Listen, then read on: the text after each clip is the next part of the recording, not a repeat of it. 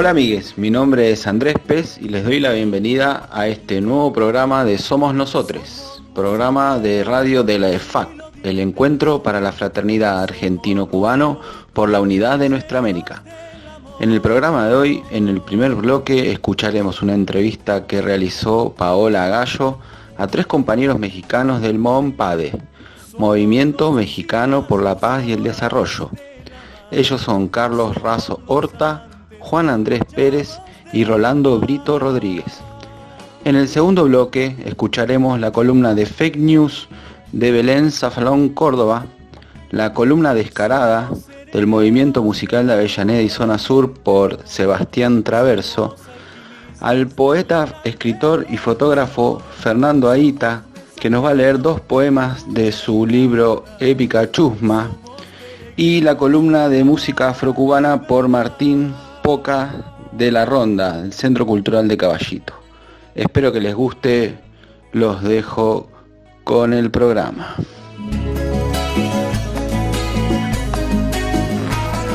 Buenas noches, esto es Somos Nosotros, el espacio de radio de la Fraternidad Argentino-Cubana para la Unidad de Nuestra América, y estamos en una entrevista muy especial con compañeros de México, del Movimiento por la Paz MONPADE de México.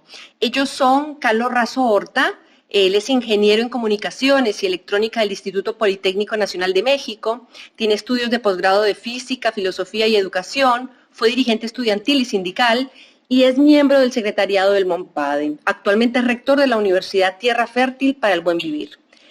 Carlos, ¿cómo estás? Gracias por tu tiempo y por esta entrevista. De nada, muchas gracias. Bien, Juan Andrés Pérez, fundador de la Asamblea de Barrios de la Ciudad de México, dirigente de la organización social La Raza y miembro del secretariado del MONPADE. Bienvenido a Somos Nosotros, Andrés Pérez. Gracias, muy amables, agradezco tu deferencia y un saludo para todo el auditorio. Muchas gracias, querido. Y nuestro tercer invitado es un invitado ya recurrente en nuestro programa, Rolando Brito. Él es también protagonista del movimiento estudiantil de 1968 en México, fundador del Frente Cultural Revolucionario Estudiantil, profesor en el Instituto Politécnico Nacional y presidente del MONPADE. Rolando, querido, gracias. Buenas tardes, saludos a todos los hermanos argentinos. Bien, la primera pregunta que queríamos hacerles es respecto al concepto de la cuarta transformación del que habla el gobierno mexicano. Andrés, ¿tú quisieras responder a esa pregunta?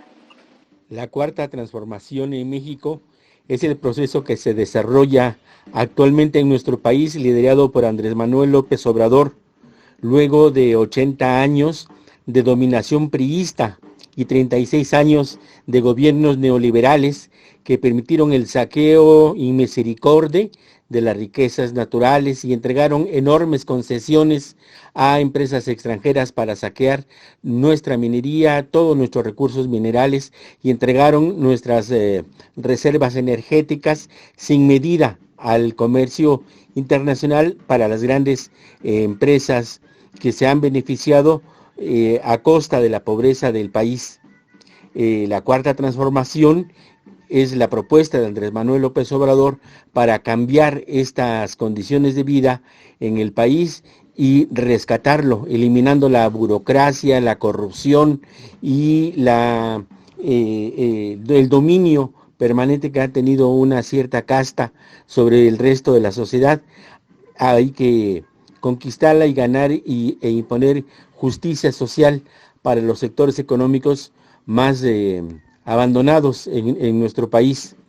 Hay una capa de la sociedad que ha vivido llena de privilegios a costa de la miseria de la sociedad, olvidando todos los servicios sociales para el resto y el conjunto de la población, desde los servicios de salud, que tuvieron que ser modificados aceleradamente por el gobierno de Andrés Manuel López Obrador para poder enfrentar la pandemia actual que azota el mundo entero.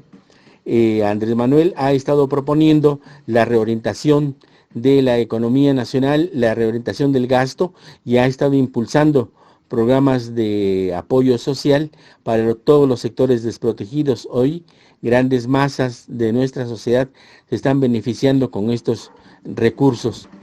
La cuarta transformación significa también la posibilidad de que en nuestra historia podamos tomar en nuestras manos, a través de la organización popular, las riendas de nuestra vida política, las riendas de la conquista de nuestra democracia, y poder impulsar la vida del país, la vida nacional, por un camino de soberanía, de respeto, de justicia, de democracia y de equidad para toda la población.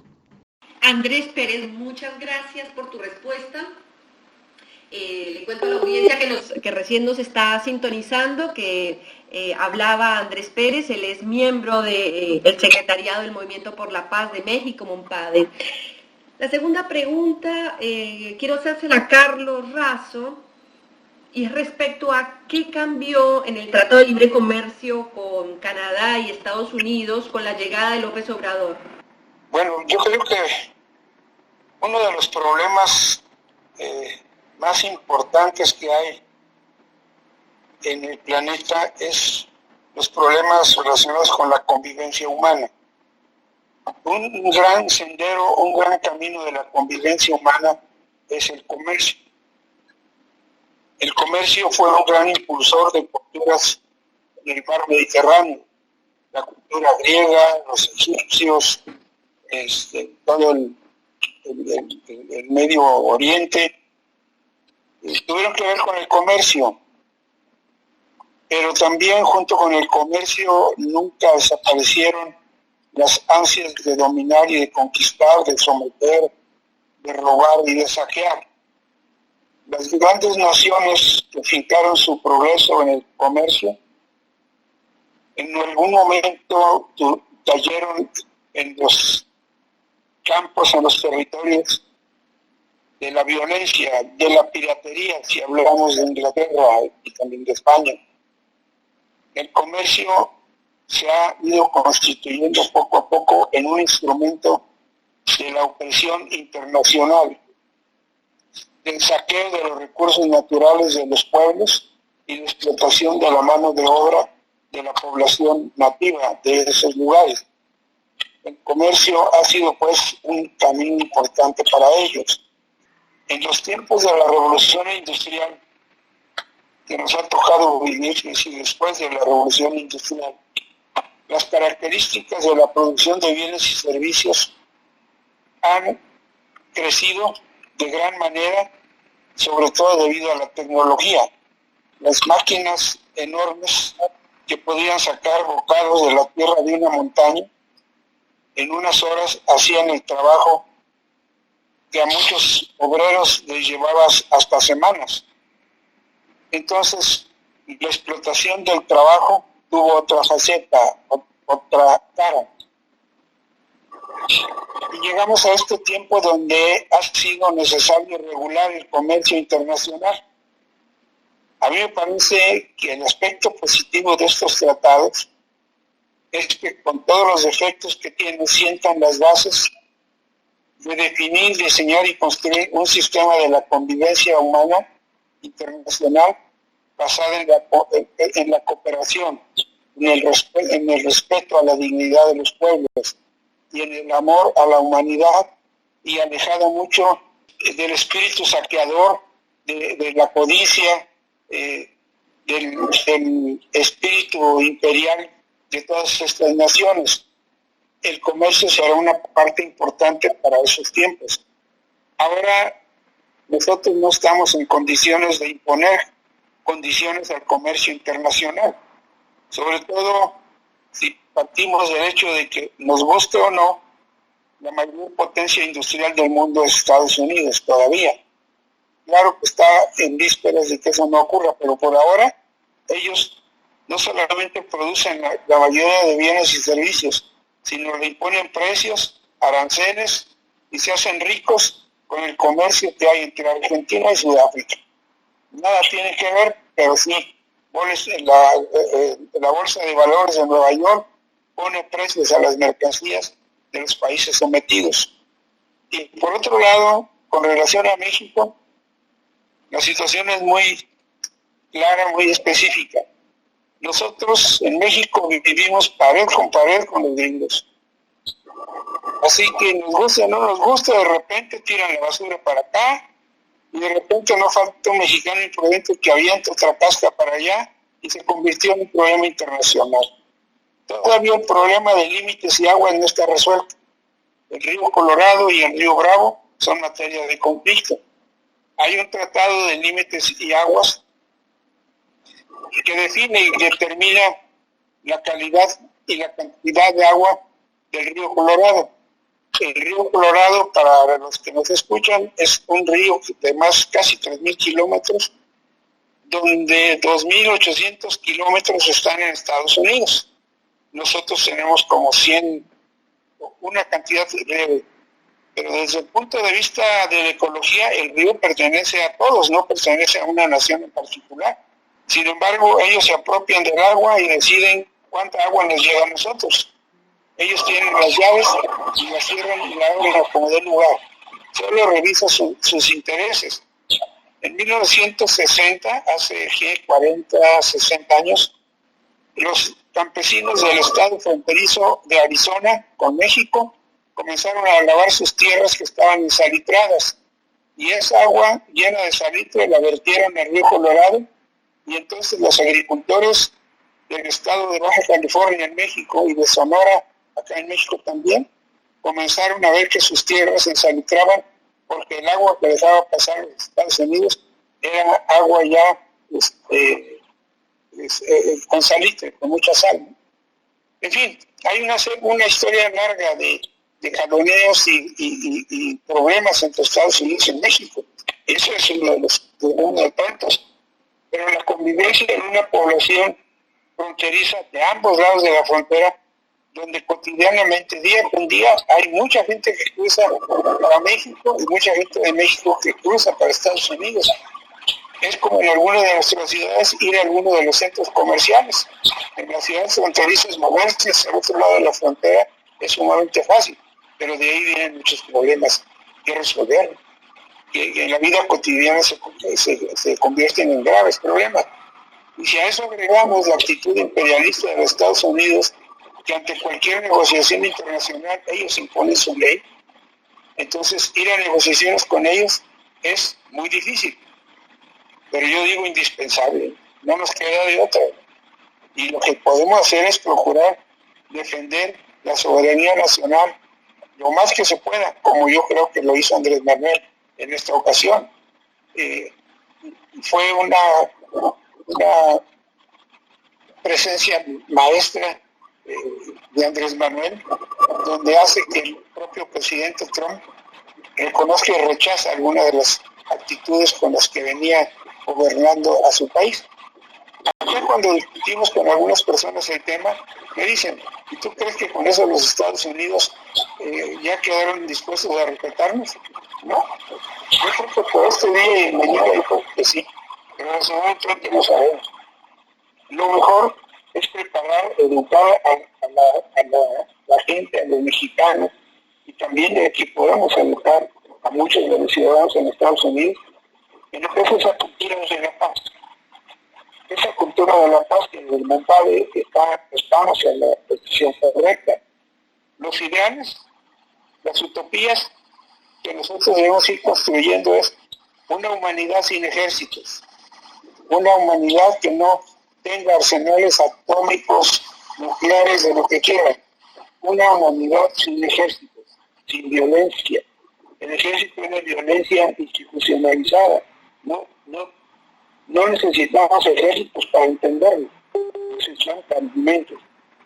Entonces la posición de México es, en esas condiciones, no podemos estar seguros cuando el matón del barrio vive pared con pared con nosotros. Nunca vamos a poder estar tranquilos hasta que la actitud imperialista del gobierno de Estados Unidos se suspenda, se acabe, ¿no? Los derechos humanos que reclaman a Cuba y a Venezuela, primero que los apliquen en Estados Unidos y luego platicamos con ellos para que nos digan lo que es los derechos humanos de la población negra o no blanca de Estados Unidos. Creo que fue muy importante la presencia de Andrés Manuel, planteando con mucha dignidad la postura de los mexicanos. Tener la certeza de que los gringos no van a hacer nada, pues eso es ser un poco ilusos. Siempre alertas para ello. Es todo lo que podría decir por ahora. Gracias, Carlos, por tu respuesta. Bien, ahora iríamos con la última pregunta que quisiera hacérsela a Rolando, y es respecto al caso de los estudiantes normalistas, de los 43 estudiantes desaparecidos de Ayotzinapa. Hubo cambios en el paradigma de la investigación y hubo anuncios hace pocos días del gobierno, ¿no? Cuéntanos, por favor, de qué se trata estas nuevas novedades en la causa. En relación a la reciente aparición de restos e identificación de uno de los estudiantes de la Normal de Ayotzinapa, desaparecidos el 27 de septiembre de 2014, da muchas esperanzas de que puedan ser localizados también el resto de los estudiantes. Esto marca una diferencia con el gobierno anterior de Peña Nieto, porque ellos crearon una llamada verdad histórica, donde decían que habían sido incinerados, quemados los cuerpos y arrojados a un río. Esto fue demostrado que pues no era cierto por tanto expertos nacionales como internacionales, y bueno, para el gobierno anterior ya se puede decir que daban el caso por cerrado. Sin embargo, los familiares, los padres, pues nunca estuvieron de acuerdo y insistieron en que se siga investigando el destino de sus hijos. Con esta identificación se abre la posibilidad de volver o de saber realmente qué pasó. Este caso, muy, muy doloroso para México, simplemente fue la punta del iceberg, decimos nosotros, porque atrás de estos 43 jóvenes hubo el gobierno anterior y los gobiernos anteriores neoliberales, hubo cientos o miles de desaparecidos en México. Y igual también miles de gente asesinada por una mala estrategia de aquel entonces presidente Calderón, que declaró una guerra al narcotráfico. Y esto, en lugar de solucionar o atenuar la violencia en el país, la incrementó. Y es una violencia que aún sigue, todavía no se ha superado eso, porque estas bandas que proliferaron con tráfico de armas, con una operación que le llamaron Rápido y Furioso, donde fue la introducción de armas de Estados Unidos a México, pues se armaron las grandes bandas.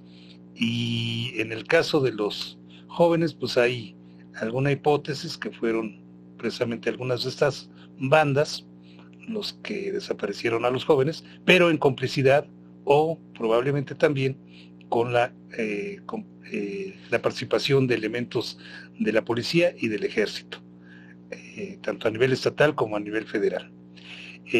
Esta política represiva de estos gobiernos, pues nosotros la vivimos incluso desde 1968, que fuimos masacrados en aquel entonces, en 1971, y en diferentes años ha habido matanzas horripilantes que nunca fueron esclarecidas. Nunca a pesar de que había evidencias de que eran operaciones incluso dirigidas desde los más altos niveles del gobierno, pues nunca se aclararon. Entonces ahora, con el gobierno de la Cuarta Transformación, existe la esperanza de que se haga justicia. Esta justicia que fue escamoteada al pueblo, a los sectores sociales, que pues eran los que sufrían los embates de la represión. Este caso de estos jóvenes estudiantes es simplemente un caso más que se hizo muy famoso por el número y por la condición de los jóvenes que en forma pacífica y desarmados fueron a una población en Iguala Guerrero, y ahí los atacaron las fuerzas policíacas primero, y después estas fuerzas policíacas, según es la hipótesis, se las entregaron a una banda delictiva. ¿Qué pasó? Pues todavía sigue la interrogante, pero estamos seguros, y así como lo manifestaron los padres de estos jóvenes, de que con este gobierno sí se está tomando en serio la situación y seguramente se va a aclarar. Es un caso muy doloroso para nuestro país. Bien, o sea que podríamos decir que Manuel López Obrador avanza sobre el camino de la memoria, la verdad y la justicia en México en el caso de Ayotzinapa, y que deja atrás esto que se llamó verdad histórica por Peña Nieto. ¿Me escuchas? Sí, te escucho. Repito que esto es un cambio diametralmente, un giro de 180 grados en la política mexicana, ¿no? Tanto interna como externa, ¿no? Lo que decíamos, lo que se planteaba de Carlos en esta reciente visita a Estados Unidos, pues planteó muy bien se fijó muy bien y se marcó lo que es la soberanía del país, ¿sí? Tenemos tratos comerciales, evidentemente, por la vecindad, somos entre Canadá, Estados Unidos y México, tenemos más economía en toda Europa, por ejemplo, ¿sí? Entonces son cosas importantes. Pero a diferencia de los anteriores que en Estados Unidos en calidad de vasallos, realmente se fue con una actitud digna. Y también en la política interna, ¿sí? Se están haciendo cambios muy profundos, ¿sí? Que efectivamente están afectando intereses de los que se sentían dueños del país, los grandes empresarios que no pagaban impuestos, y se está haciendo justicia en todos los sentidos con la mayoría del pueblo. Hay una política incluso en el campo laboral que también viene a colación con ese nuevo tratado, donde los salarios que eran, pues el salario mínimo en México no servía para nada. Actualmente ya hay una política de restaurar el poder adquisitivo de los salarios contractuales de todos los trabajadores. Entonces, definitivamente sí hay cambios, hay toda una transformación. La mayoría del pueblo estamos contentos, estamos satisfechos, y evidentemente tenemos que seguir luchando, porque la derecha está terrible, ¿eh? Aquí en México están las mentiras, un día sí y otro día también, pero es un bombardeo constante de mentiras y de campañas de odio. Pues no es novedoso, eso siempre las derechas en todo el mundo lo han hecho. ¿Sí? Siempre cuando hay gobiernos de tipo progresista, pues ese es su papel, ¿no? Pero la mayoría del pueblo mexicano está apoyando o apoyamos a estos cambios que está habiendo en México. Les hago una última pregunta. Hubo una medida muy importante que fue una reforma constitucional al artículo 4 en el que se incluyó un beneficio a los mayores de 68 años de una prestación mínima ahora en el marco de la cuarentena. Pero los medios de comunicación no hablaron de eso. En México, ¿cómo se vivió esto? Quiero comentar que esta en general, una serie de políticas sociales que ha desarrollado Andrés Manuel López Obrador desde su llegada al gobierno de la República han sido naturalmente impulsar apoyos económicos a los sectores más desprotegidos de la sociedad, especialmente a los mayores de 75 años. Esto quiero revelar rápidamente que tiene un precedente. Cuando Andrés Manuel López Obrador fue el jefe de gobierno en la Ciudad de México, la capital del país, impulsó este programa de apoyo a la tercera edad. Nosotros lo llamamos el rescate de los viejecitos. Quiero comentar muy brevemente que los viejecitos en México, en las familias numerosas, en los barrios, eran aquellas personas que ya empezaban a estorbar en la familia. Cuando amanecía, los sacaba a la calle, los sacaba en un banquito fuera el sol y trabajaban todo el santo día. Allá estaban los abuelitos asoleándose, cuidando probablemente a los niños. Acá en México, algunas familias de extrema pobreza suelen poner en la banqueta el presidente que están a terminar de conectarse con el sol y reunirlos después para comer chilaquil, poder abastecerse. Bueno, esos eran los aspectos antes de que Obrador llegara a la jefatura de gobierno de la ciudad. Cuando él llega y propone generar un programa que impulse o que dé un respaldo económico a estos mexicanos como una retribución de la sociedad por el trabajo entregado en la construcción de todo el sistema social, fue duramente criticado. Se le dijo lo que ahora también se reitera: está regalando el dinero del Estado a la gente. La verdad es que cuando empezó este programa, cuando la jefatura del gobierno, los ancianitos dejaron de ser ese elemento de la familia olvidado y vilipendiado. Ahora ya el abuelito tenía mes con mes una cantidad específica con la que se podía dar el lujo de ir al centro comercial y comprarle un dulce a su nieto, comprarle un juguete a su nieto o contribuir a la economía familiar. Dejó de ser entonces ese ser olvidado y un poco ya estorboso para muchas familias. Rescató la dignidad de la tercera edad. Los ancianitos volvieron a ser un elemento central en las familias y naturalmente en la sociedad. Hoy, a nivel nacional, la implementación de este programa también está permitiendo que, junto con programas como que ayuda a madres solteras, a niños discapacitados, a niños en edad escolar y a jóvenes que están en estudios universitarios y preuniversitarios, está contribuyendo, compañeros argentinos, a que desde abajo, desde apoyar con dinero, con una pequeña beca, con una pequeña subvención a esos sectores de la sociedad, empezar a mover el mercado.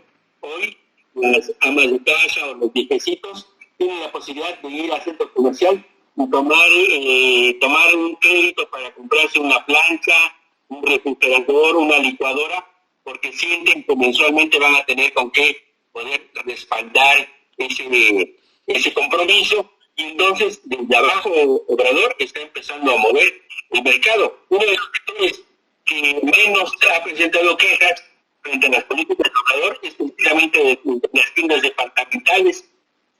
Aquí en México, de los grandes centros comerciales, de ningún modo han quejado porque han visto incrementar sus deudas. Un dato breve: en este momento en que padecemos la pandemia, Paola, y que hay una contracción económica en la mayoría de los países, aquí en México, una cadena comercial de origen norteamericano, Walmart, acaba de reportar el incremento más fuerte de sus ingresos en esta etapa de la pandemia. Esto es el reflejo del apoyo que están recibiendo los viejecitos, las madres solteras, las viudas, los niños que están en edad escolar, y que con esta pequeña subvención están compras y mantienen activos desde abajo el mercado. Eso es lo que está haciendo. Naturalmente, aquí en México la derecha se ocupa de condenar este regalo, prácticamente abandono del dinero de los contribuyentes, como suelen decir los norteamericanos, al pueblo. Ellos lo traducen, lo disfrazan diciendo que Obrador está capturando votos. No los necesita. Hay 30 millones de gentes que ya respaldaron a Obrador y que seguramente lo volverán a hacer en la siguiente elección que se presente en el país. Pero hoy, acabo de ver precisamente hoy por la mañana un par de familias donde hay ancianos de 70 y 72 años que acaban de recibir el beneficio de un acuerdo que tomó Obrador. Con este asunto de la pandemia se les adelantó 4 meses de la subvención que se les está entregando a los adultos mayores. Estaban felices, vinieron a preguntarme si no teníamos la posibilidad que algún vecino les ayudara a traer un refrigerador. Fueron a comprar un refrigerador, porque no en su vida los señores podían haberlo comprado de otra manera. Así que a nivel de tono, este tipo de medidas tiene un impacto y naturalmente gozan de la simpatía y la aprobación de los sectores burgueses de la sociedad, que reitero, condenan esto y lo traducen en votos en su contra, naturalmente, ¿no? Bien. Bueno, compañeros, muchas gracias por esta entrevista, por su tiempo. Lo valoro enormemente. Siempre bienvenidos, con el micrófono abierto en Somos Nosotros, aquí en Argentina, y les mando un cariño. Y nos estamos viendo siempre. Gracias. Gracias a ti. Un saludo a todos los compañeros.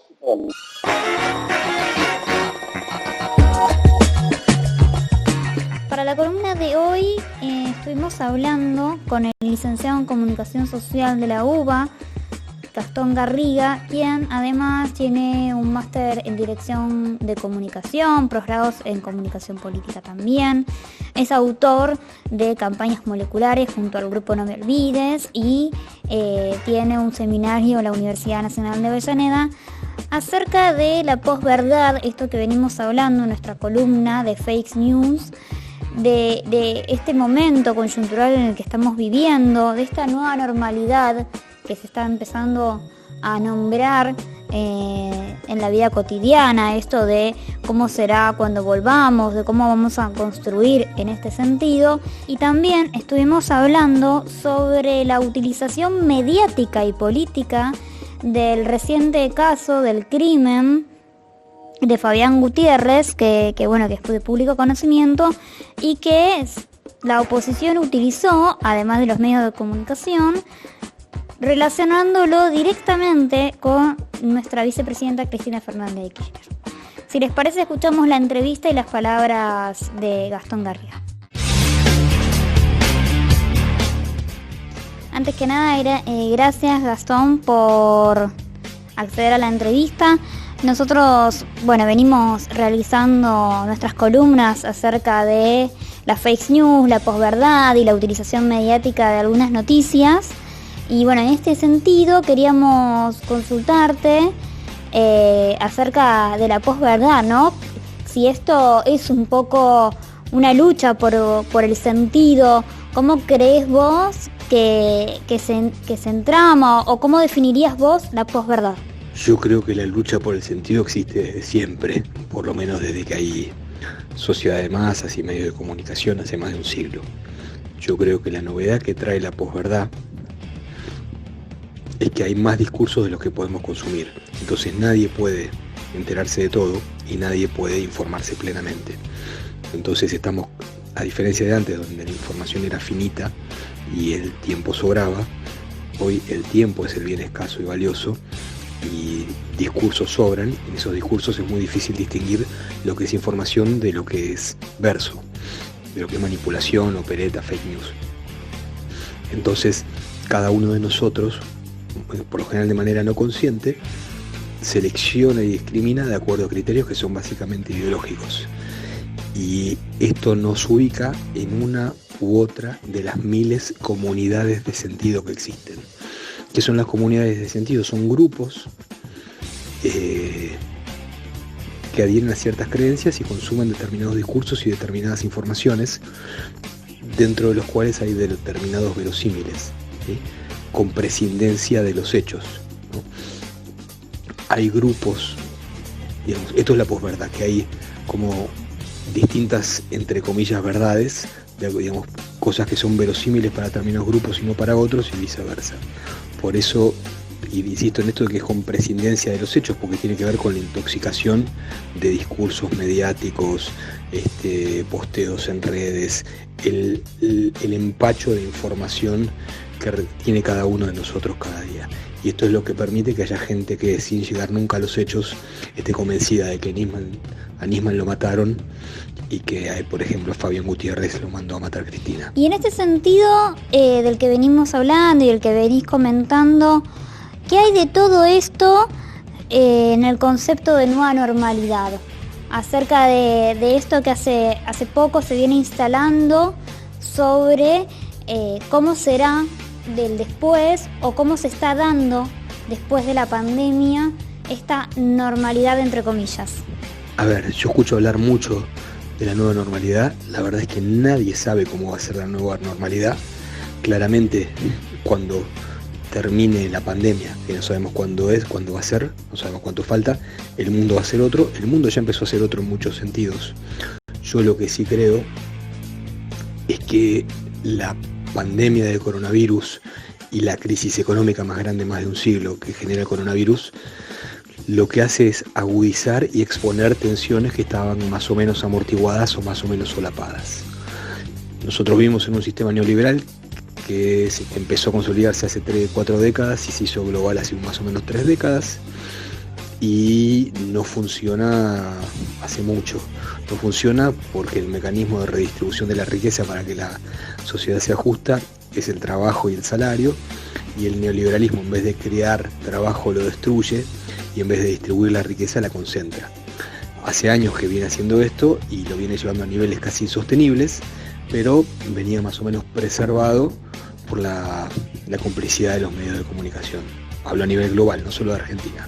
Lo que ocurre con la pandemia es que el parate es tan profundo y que es tal la cantidad de gente que queda fuera del sistema y que empieza a necesitar ayuda, y que el único que puede prestarle ayuda es el Estado, que empezamos a desnaturalizar esto de que haya gente tan rica y gente tan pobre.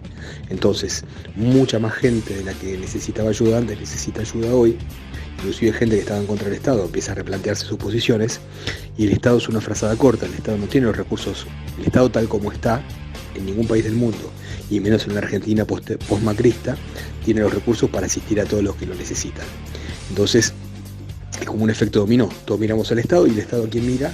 Al 1% o al medio por ciento, al 0.1% más rico, que es obscenamente rico, que en general esconde sus fortunas en alguna guarida fiscal, y que con esas fortunas podríamos alimentar un montón de gente que está fuera del sistema, no porque sea vaga, choriplanera o lumpen, sino simplemente porque el sistema, como dije al principio, en vez de crear empleo, lo destruye, y en vez de distribuir riqueza, la concentra.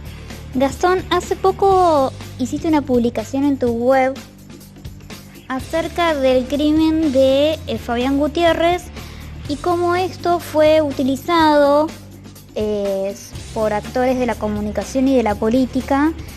También es muy interesante porque mostrás 3 ejemplos de información, 3 ejemplos de casos distintos y de cómo fueron utilizados. ¿Crees que esto es un ejemplo del si pasa, pasa? ¿Es en busca de una manipulación mediática y de instaurar un sentido dentro de la sociedad? ¿Hay, por otro lado, un hartazgo de la sociedad con respecto a este tipo de manipulaciones? Lo que pasó el fin de semana con el crimen de Fabián Gutiérrez es un ejemplo más de esto que viene ocurriendo hace muchos años, tal vez el más obsceno de los que hemos visto en mucho tiempo, y afortunadamente parece que hay cierto hastío respecto a estas operaciones. Como te decía hace un rato, es la construcción de discursos con prescindencia de los hechos, ¿sí? Sin ser un experto criminalista, parecía bastante evidente que no era un crimen por encargo, que no era un sicario, por la manera en que se hizo, de la misma manera que, apelando al sentido común, si uno encuentra un cuerpo sin vida dentro de un baño y la puerta del baño está trabada por dentro, está claro que nadie puede desintegrarse en el aire para escaparse, ni escaparse por abajo de la puerta. Esa persona se tiene que haber quitado la vida sola.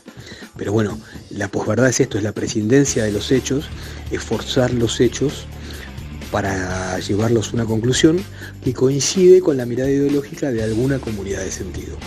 No de todos, eso ya no existe más, pero sirve para reforzar las creencias de alguna minoría radicalizada, y a la vez tiene un efecto, que eso, digamos, me parece que es un problema de salud mental. La política no puede abordar a esas minorías que están tan intoxicadas de veneno. Es una pena, es muy doloroso, pero produce un efecto que para mí es más preocupante, y donde la política puede hacer algo, que es el desencanto, el hastío y el rechazo de un montón de argentinos con buena leche, que no están intoxicados de odio, que simplemente no tienen ganas de lidiar con ese nivel de inmundicia. Pero la consecuencia nefasta de eso es que se alejan de la política, y la política es la herramienta para transformar la sociedad. El desafío de la comunicación es interpelar a esos argentinos que están asqueados de tantos años de bajezas y de operaciones berretas. Y el desafío también de la política es aislar a los que intoxican a la sociedad. El discurso de odio es como una droga pesada. Primero, porque el que la vende no la consume, se cuida mucho de consumirla. Segundo, el que la vende hace un negocio. Y tercero, puede ser el negocio, puede ser económico o político, como en este caso. Y tercero, al que la vende no le importa destruir gente. La gente que nosotros vemos en las marchas anticuarentena, mucha tiene problemas serios de equilibrio emocional y de salud mental. Y eso es la consecuencia de consumir tanto discurso de odio. El que genera el discurso de odio, el que lo instala, en este caso Cambiemos y algunos medios adictos a Cambiemos, ese nos intoxica, ese lo vende, pero no lo compra y no lo consume. A ese es el que hay que aislar. El que repite es una víctima, el victimario es el que lo genera.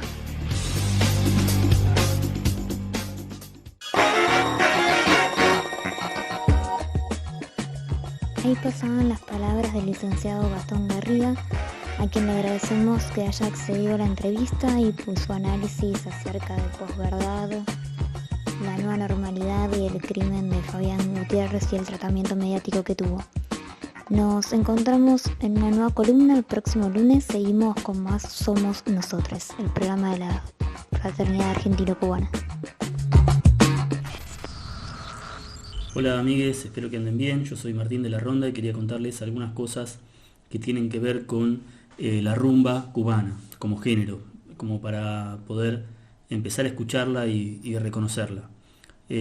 Para empezar, podemos decir que la rumba se organiza en 3 subgéneros bastante particulares, digamos, que son el guaguancó, el yambú y la columbia. Vamos a empezar por la columbia para decir algo. Es un ritmo bastante distinto a los otros dos. Está en otro compás, en 3/4, y se escucha, digamos, mucho más ancestral, vamos a decirlo así. Incluso su temática, sin ser muy taxativos, podríamos decir que es más frecuente encontrar en las letras y en los coros temáticas más relativas, por ejemplo, a la religión o a esos temas más de origen ancestral. En eso quería decir. Pero vamos a detenernos en los otros dos, en el guaguancó y el yambú, que son más parecidos entre sí. Podríamos decir que desde lo musical lo que se nota es que el guaguancó es bastante más rápido que el yambú. Digo más rápido y también digo que esto representa, digamos, un cambio en el carácter del guaguancó, que es más, digamos, picaresco y con temáticas, podríamos decir, más mundanas o chabacanas.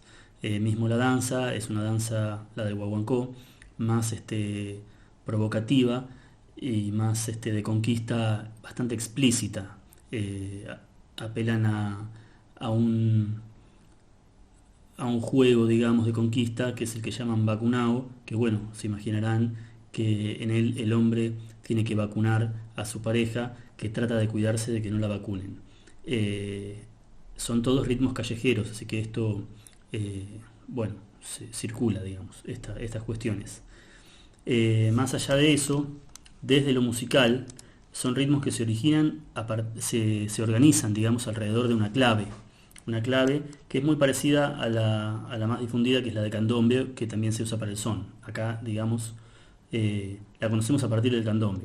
Las claves de candombe y la de rumba son bastante similares. Se diferencian en un solo golpe. Como para partir de algo conocido, supongo conocido por ustedes, podríamos escuchar la clave de candombe así. Esta sería la clave de candombe. El golpe 1 es el que empieza, vamos a llamar ahí donde empieza la clave. Y la diferencia está en el tercer golpe, en acá. Fíjense, ahora lo voy a cambiar. Esta es la clave de rumba. Ven que este golpe aparece como más atrasado. Bien, alrededor de esto, pensando en que en general estos ritmos acentúan un poco el segundo golpe de la clave, escuchen ahora, ahí ya tenemos una clave de rumba. Alrededor de esta clave lo que suena es una conga grave que abre el diálogo y lo cierra, ahí lo escuchan, y una conga media que completa la conversación en este sentido. Esa es la melodía tradicional, tanto del guaguancó como del yambú. En base a esto también hay un catá, que es con una caña huecada, que suena parecido a la clave, más oscura, digamos, que podemos, ahí la escuchamos. Un quinto que va fraseando, digamos, improvisando en torno a la clave, sobre todo, como jugando con la clave. No sé si llega a escucharse bien, disculpen, el sonido es MIDI, no tengo a mis amigos acá para grabarlo. Y se completa con shakers o campanas. Voy a poner un shaker acá para que se entienda un poco más. Esto básicamente sería el patrón básico tanto del yambú como del guaguancó. Espero que se haya entendido, y para la próxima hablaremos de la Columbia y algunas otras cuestiones. Adiós. Hola, soy Seba Traverso y les doy la bienvenida a una nueva edición de la columna Descarada, del ciclo Descarados, que hicimos en el lugar Mutar por casi 3 años. Y quería presentarles una banda que ha pasado por el ciclo también, que se llama Super Eléctricos, una muy buena banda de hace ya unos años. El tema se llama Caballos Salvajes y es parte de su tercera producción discográfica. Espero que les guste y bueno, espero que sigan bien. Gracias.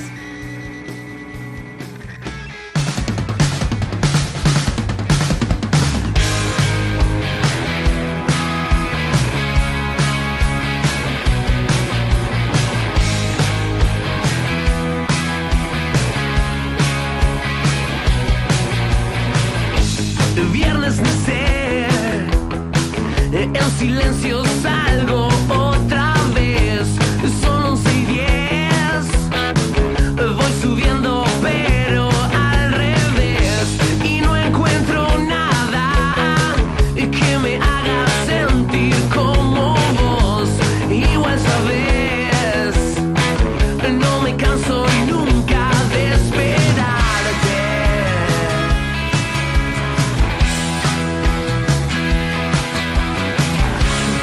Todos duermen,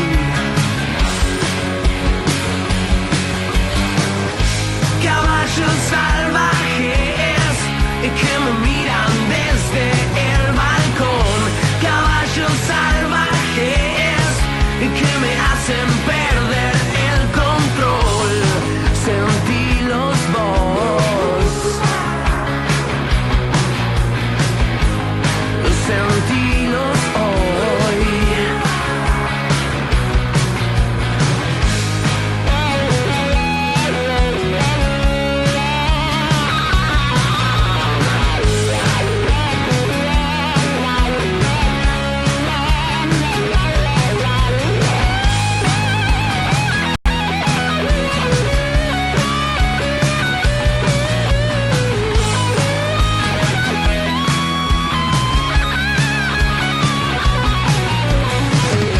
Mientras todos duermen, esta ciudad duerme, duerme. Sentilos vos, sentilos hoy.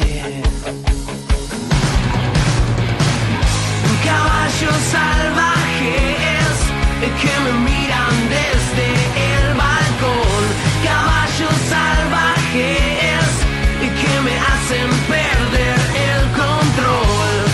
Sentilos vos, sentilos hoy. Caballos salvajes, caballos salvajes.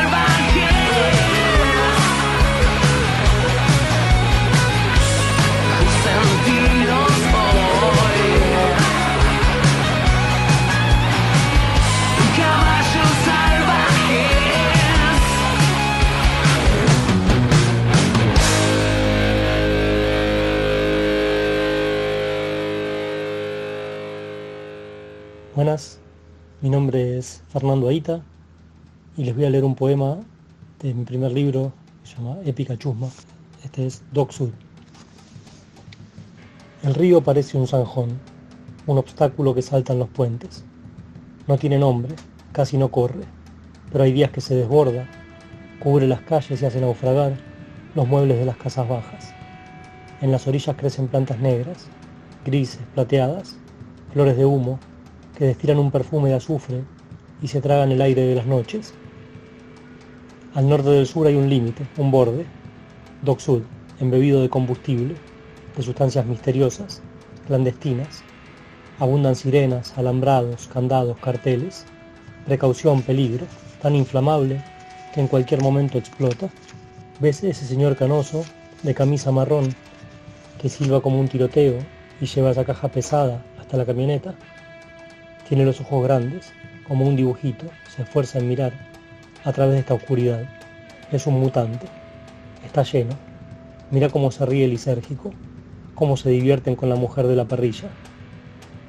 Aquel pibe con equipo de gimnasia, azul y amarillo, que hace señas de paliza al diariero, tiene el cuello largo, de querer asomarse por el borde de este pozo. El otro es Aporiti, el cogote corto y gordo, lleno de gritos. ¿Hace cuánto que no va a la cancha? Y la nenita que juega con el perro gris en el cordón y mira cómo la autopista le pasa volando el barrio, la nariz chiquita, para respirar poco. El aire no es bueno. Se ponen barbijos de coca. ¿Viste que no hay muchos pájaros? ¿Ves aquellos que se juegan la vida en el pool de la esquina? Tuta, huevo, quiquito, mandarina.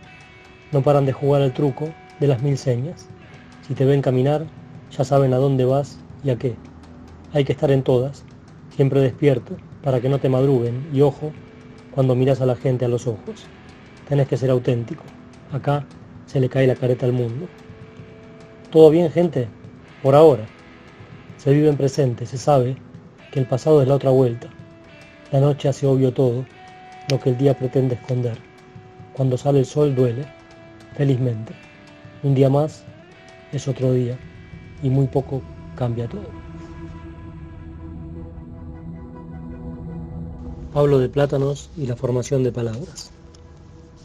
El sábado a la mañana venía pedaleando bajo la lluvia por las callecitas de Plátanos, Berazategui, cuando una voz me grita: ¡saca foto!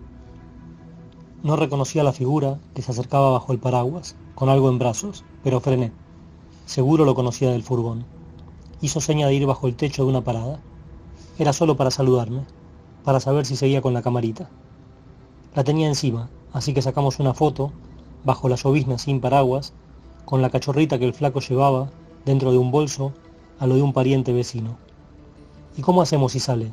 ¿Se la dejás a alguien por acá o me mandás un mensaje? Yo te di mi número, Pablo de Plátanos. Ahí me di cuenta. Una vez venía embalado en bici, camino a la estación de Vera, y cruzamos un par de miradas con un tipo parado en una esquina. Supongo que compartimos la sensación extraña. Me siguió en bondi y me alcanzó en el andén, todo para pedirme una foto que le había sacado alguna vez. La encontramos y se la llevó. Era el flaco Pablo. Le había mandado un mensaje para el brindis de fin de año. ¿Te llegó?, le pregunté. Sí, pero no pude ir. Me pasó su número de nuevo. Nos dimos un abrazo y seguimos nuestros caminos. Quiero volver sobre el inicio del encuentro, sobre el vocativo que me hizo parar en plena lluvia. Saca foto. Saca foto. Una palabra que no figura en ningún diccionario, ni siquiera en el vocabulario que Pablo de Plátanos traía consigo. Es una invención del momento. Simplemente se encontró con la necesidad de llamar al amigo fotógrafo y lo logró con poesía básica. También morfología generativa. Esa clase de palabras, saca foto, un sustantivo compuesto, hecho de un verbo y su objeto, tiene una tradición lunga que se actualiza en forma permanente. Algunas ocurrencias perduran largo rato. Hay más literales, lustrabotas, sacamuelas, abrelatas. Otros más metafóricos, cazabobos, amansalocos, atrapasueños, con chispas de humor o ingenio, mataburros, lamebotas, comehombres, varios con actitud peyorativa o de gaste.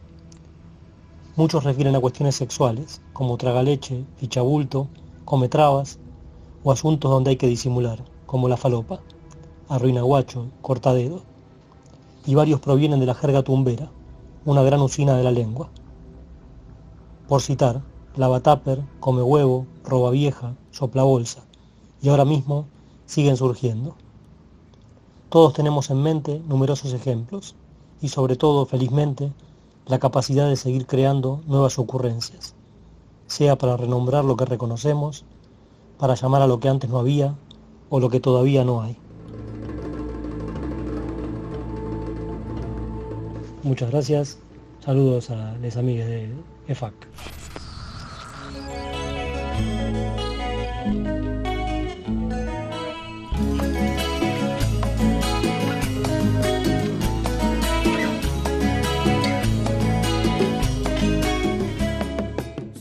Hasta ahí fue el Somos Nosotros del día de la fecha. Nos encontramos el próximo lunes desde las 19 horas en la radio municipal de Avellaneda, Radio A. Nos encuentran también en nuestras redes sociales, @EFAC, tanto en Twitter, Instagram como en Facebook. Somos Nosotros, el programa del espacio de la fraternidad argentino-cubana para la unidad de nuestra América.